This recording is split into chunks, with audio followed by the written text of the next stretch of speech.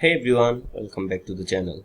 Today I am going to show you how to get free items from Temu without inviting any friends. Yes, it is possible. I will walk you through the steps. So let's dive in. First, open the Temu app on your device. If you don't have it yet, download it from your app store and sign into your account. Once you are in the app, tap on the U icon. At the bottom right corner of the screen you will find it.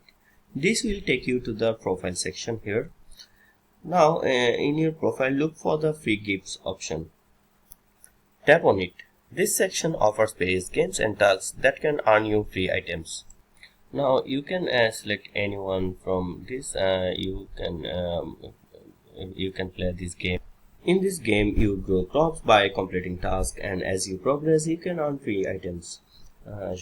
Make sure to complete your daily tasks like checking in, watering your crops, on other activities. These tasks help you accumulate points and advance in the game.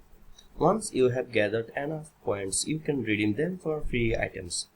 No need to invite friends, just stay consistent with your daily tasks. And that's it. By participating in Temu's in-app games and completing daily tasks, you can earn free items without inviting anyone. If you found this video helpful, give it a thumbs up and subscribe for more tips. Thanks for watching.